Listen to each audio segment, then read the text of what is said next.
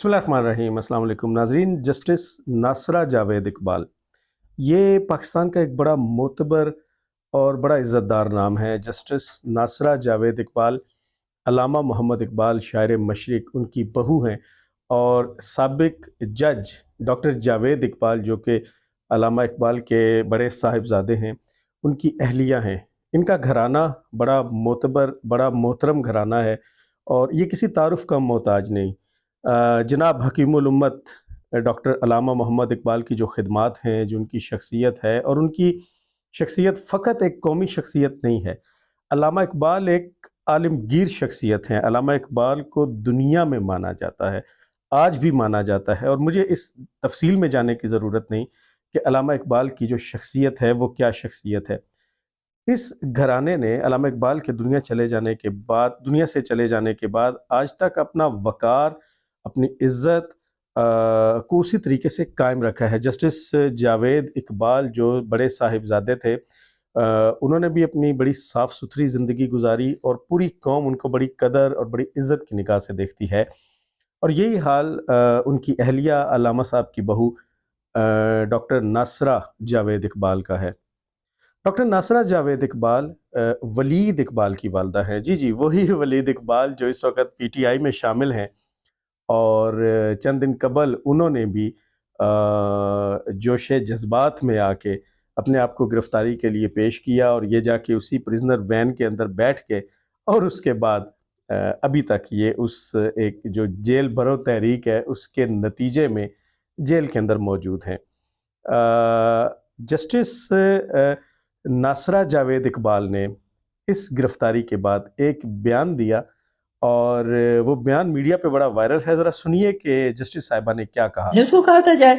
मैंने तो मना किया था कि ये काम जो है ये मुनासिब ही नहीं है। देखिए जी, गांधी ने दिया था, पहली दफा ये शुरू किया था सिलसिला, लीडर वो था,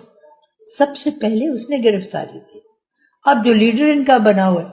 वो तो घर बैठा हुआ है, उसने तो बेल बिफोर अरेस्ट ली हुई है, और बाकियों को कहते हैं कि जेल जाओ। आगे इलेक्शन आने वाले हैं, 1 महीना और मेरा ख्याल है 10 दिन, इतने ही हैं, तकरीबन 40 दिन है इलेक्शन को। इनकी तवज्जो होनी चाहिए कैंपेन की, लोगों से वोट का उनको एहसास दिलाएं कि इसकी अहमियत क्या है, क्यों देना जरूरी है, इन कामों में वक्त लगाएं। अब जेलें भर रहे हैं आपके और मेरे खर्चे पे बैठे हुए ना जेल पे, क्या मकसद है इनका? मेरे तो आपने जस्टिस नासरा जावेद इकबाल के बयान को सुना, और बादियो नज़र में जब आप इस बयान को सुनते हैं तो आपको मालूम पड़ता है कि ये एक माँ का बयान है, एक ऐसा बयान जिसको देने के लिए एक माँ को उसकी ममता ने मजबूर किया। और ये बिल्कुल ऐसा बयान है जैसे आपका बच्चा, मुझे जुर्रत करने दीजिए, इजाज़त दीजिए कि जैसे आपका बच्चा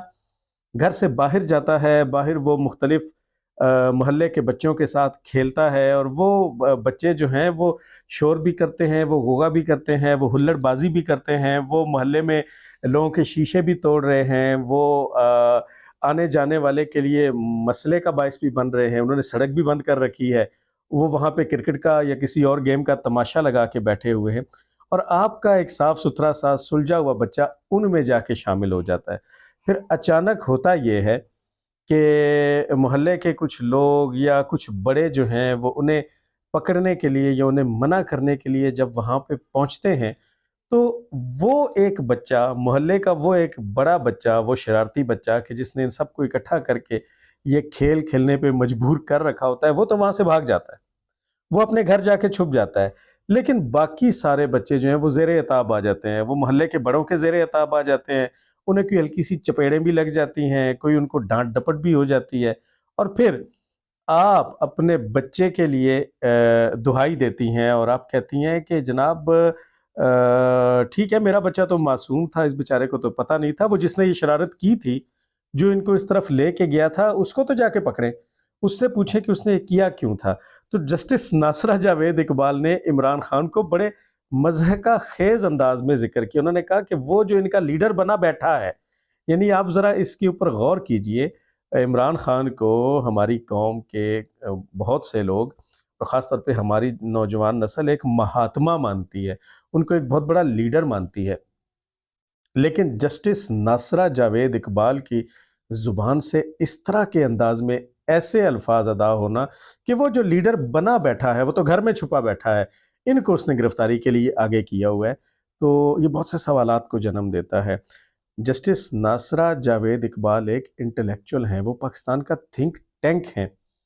وہ ان شخصیات میں سے ہیں جب وہ بولیں گی تو ان کی بات کو غور سے سنا جائے گا، اس پہ کان دھرا جائے گا، اور ان کی بات کی اہمیت ہے، ان کے منہ سے نکلے ہوئے الفاظ کی اہمیت ہے۔ وہ اس وقت پی ٹی آئی کے وہ قوم یوتھ جو ہے ان کے دلوں کے اوپر ایک ہتھوڑا ضرور چلا ہوگا کہ جب انہی کے ایک لیڈر ولید اقبال کی والدہ جو علامہ اقبال کی بہو ہیں، آئی ریپیٹ، اور جو جسٹس جاوید اقبال کی اہلیہ ہیں اور خود بھی ایک سابقہ جسٹس ہیں، ایک جج ہیں جو عدالتی نظام کو، مقننہ کو، پاکستان کے قانون کو بڑی اچھی طرح سے سمجھتی ہیں۔ یہ مجھے کہنے دیجئے کہ علامہ اقبال سے لے کر جسٹس ناصرہ جاوید اقبال تک قانون تو ان کے گھر کی چیز ہے، یہ تو اساتذہ ہیں، ان سے تو قانون سیکھا جاتا ہے، ان سے پوچھا جاتا ہے، ان سے مشورہ لیا جاتا ہے۔ وہ عمران خان کے بارے میں کہتی ہیں کہ وہ جو لیڈر بنا بیٹھا ہے، وہ جو لیڈر بنا بیٹھا ہے اس نے ان سب کو آگے کیا ہوا ہے۔ ناظرین، میں نے چند دن پہلے آپ لوگوں کو مبارکباد دی تھی، خاص طور پہ تحریک انصاف کے چاہنے والوں کو، جس میں میں نے اس بات کا ذکر کیا تھا کہ خان صاحب نے جام پور کے الیکشن میں بڑی شاندار کامیابی حاصل کی اور ایک بہت بڑے مارجن سے حاصل کی، اتنے بڑے مارجن سے حاصل کی کہ ان کے امیدوار کے مقابلے میں جتنے بھی امیدوار تھے، اگر ان سب کے ووٹوں کو جمع کر دیا جائے اور اس میں بھی 10-15 ہزار ووٹ ملائے جائیں تو تب جا کے لغاری صاحب کے ووٹ بنتے ہیں، جو عمران خان کے ٹکٹ پہ اس الیکشن میں شریک ہوئے اور ایک بڑے مارجن سے جیتے۔ سوال یہ ہے کہ ان تمام باتوں کے باوجود جب ملک کے انٹلیکچوئلز کا بھی عمران خان کے بارے میں یہ خیال ہو تو عمران خان کو اس طرح کی کامیابی مل کیسے رہی ہے؟ یہ ایک بہت بڑا سوال ہے اور اس کو ٹھنڈے دماغ سے سوچنے کی ضرورت ہے۔ ناظرین، میرے خیال میں مسلم لیگ نون اور شہباز شریف اینڈ کمپنی نے اپنے پاؤں پہ سب سے بڑی کلہاڑی خود ماری ہے۔ آپ ذرا پی ڈی ایم کی اس موجودہ حکومت کے دور کو ایک لمحے کے لیے مائنس کر دیجئے۔ اب آپ تصور کیجئے کہ آپ اسی عمران خان کے دور حکومت میں ہیں، جہاں روز بروز مہنگائی عروج پر تھی، جہاں پہ عمران خان کے تمام وزیروں اور مشیروں کی گز گز بھر لمبی زبانیں تھیں جو سارا دن کینچیوں کی طرح چلتی رہتی تھیں، جہاں پہ مخالفین کو لٹکانے، ان کو جیلوں میں ڈالنے، ان کے اوپر تشدد کرنے، ان کو پھانسی دینے، ان کو ڈسکارڈ کرنے، اپنے مخالفین کی مذاق اڑانے، ان کی بیمار ماؤں کا مذاق اڑانے، ان کی ماؤں کی لاشوں اور تابوتوں کا مذاق اڑانے کے علاوہ اور کچھ نہیں تھا، کچھ ڈیلیور نہیں ہو رہا تھا۔ پولیس کا نظام ویسا تھا، عدلیہ کا نظام ویسا ہے، مہنگائی اپنے بدترین حدوں کو چھو رہی تھی۔ آئی ایم ایف کے پاس وہ گئے تھے اور اس وقت یقین کیجئے کہ پوری عوام یہ چاہ رہی تھی کہ یار اس حکومت سے نجات حاصل کی جائے۔ آپ کی گاڑیوں کے پیچھے، آپ کے ٹرک آرٹ میں لکھا جاتا تھا کہ ہن آرام جے گھن مزے تبدیلی دے وغیرہ وغیرہ، لیکن ایک ایسے موقع پہ اگر اس حکومت کو چلنے دیا جاتا اور الیکشن اپنے وقت پہ کرائے جاتے تو آپ یقین کیجئے کہ عمران خان کا یہ جو رومانس لوگوں کے دلوں میں تھا، یہ رومانس اپنی موت آپ مر جاتا۔ لیکن جنرل باجوہ، اسٹیبلشمنٹ اور انہوں نے مل کے جس طریقے سے عمران خان کو ڈسکارڈ کیا اور پی ڈی ایم کو انتہائی نازک دور میں کرسی وزیر اعظم عطا کر دی،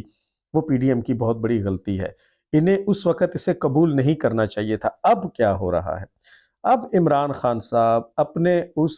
اتارے جانے کو کیش کروا رہے ہیں۔ یہ بالکل ایسا ہی ہے جیسے محترمہ بے نظیر بھٹو کی شہادت کے بعد آصف زرداری اینڈ کمپنی نے سارے کے سارے ووٹ ہمدردی کے لیے تھے اور پیپلز پارٹی جو ہے وہ ایک بڑے مارجن سے جیت کے سامنے آ گئی تھی۔ وہ سارے ہمدردی کے ووٹ تھے اور اس ہمدردی کے ووٹ کو، ان ہمدردی کے ووٹوں کو ہم نے 5 سال تک بھگتا اور بھگتنے کے بعد پاکستان ایک ایسے دوراہے پہ آ کے کھڑا ہو گیا کہ جہاں پہ ہم کئی سال ترقی کے معاملے میں، معیشت کے معاملے میں بہت پیچھے چلے گئے۔ اب آ کے عمران خان، جبکہ بالکل اپنی موت آپ مرنے والی یہ پارٹی تھی، ان کو جب آپ نے ایک غلط وقت میں اقتدار سے ہٹایا اور ایک غلط وقت میں پی ڈی ایم کی چھتری تلے خاص طور پہ مسلم لیگ نواز نے اس چیلنج کو قبول کیا اور اس میں بری طرح سے ناکام ہوتے جا رہے ہیں۔ آپ دیکھ رہے ہیں کہ مہنگائی روز بروز بڑھ رہی ہے۔ آئی ایم ایف کا وہ پروگرام جو بیسیکلی عمران خان نے شروع کیا تھا، اس کو بالکل اسی طریقے سے آگے بڑھایا جا رہا ہے۔ پیٹرول کی قیمت کہاں پہنچ چکی ہے، ڈالر کی قیمت کہاں پہنچ چکی ہے۔ تو اب ان 6 8 10 مہینوں 12 مہینوں میں جب سے یہ گورنمنٹ آئی ہے، انہوں نے اپنے آپ کے لیے مشکل خود سے کھڑی کر لی، انہوں نے اپنے پاؤں پہ کلہاڑی مار لی اور انہوں نے خود کو خواہ مخواہ ایک ایسے شکنجے میں پھنسا لیا جس سے واپسی بظاہر بڑی ناممکن سی لگ رہی ہے۔ اور حال یہ ہے کہ وہی عمران خان کہ جس کی غلط پالیسیوں اور میں عمران خان کی ذات کے حوالے سے تنقید نہیں کر رہا، میں عمران خان کی پالیسیوں، عمران خان کی ٹیم کے حوالے سے تنقید کر رہا ہوں کہ جس کی بنیاد پہ اب لوگ جو ہیں وہ اس حال میں پہنچ چکے ہیں، لیکن وہ بھول گئے ہیں، وہ موجودہ پی ڈی ایم کی حکومت کو اس کا ذمہ دار ٹھہراتے ہیں۔ تو یہ جتنا بھی ہمدردی کا ووٹ ہے، یہ اب آپ دیکھیے کہ عمران خان کی جو جیت ہو رہی ہے وہ پرفارمنس کی بیس پہ نہیں ہو رہی، وہ بیانیے کے بیس پہ ہو رہی ہے۔ اب آپ ایک لمحے کے لیے ذرا کنٹینر والے دور میں واپس چلے جائیں، آپ اس دھرنے والے دور میں واپس چلے جائیں۔ وہ کنٹینر کے اوپر چڑھ کے یوں ہاتھ بلند کر کر کے بیانیہ ہی بنایا جاتا تھا، ہم یہ کر دیں گے، ہم وہ کر دیں گے، ہم 90 دن میں یہ کر دیں گے، ہم 100 دن میں یہ کر دیں گے، ہم فلاں پالیسی لے آئیں گے، لیکن ایسا کچھ نہیں ہوا، وہ بیانیہ پٹ گیا۔ لیکن دوبارہ اس مرے ہوئے گھوڑے میں جان ڈال دی یہ غلط فیصلہ جو پی ڈی ایم نے کیا اور انہوں نے اس کو ٹیک اوور کر لیا۔ اب بیانیہ دوبارہ سے بنایا گیا، اگر ہم ہوتے تو یہ ہو جاتا، اگر ہمیں نہ نکالا جاتا تو ایسے ہو جاتا، اگر ہمیں دوبارہ اس طرح سے ہم سے دھوکہ نہ کیا جاتا، ہم سے وزیر اعظم کی کرسی نہ چھینی جاتی، تو آج تو پتہ نہیں یہاں دودھ اور شہد کی نہریں بہہ رہی ہوتی۔ اب کوئی حل نہیں سوائے اس کے کوئی حل نہیں کہ الیکشن کے ذریعے یا کسی بھی طریقے سے جب عمران خان صاحب دوبارہ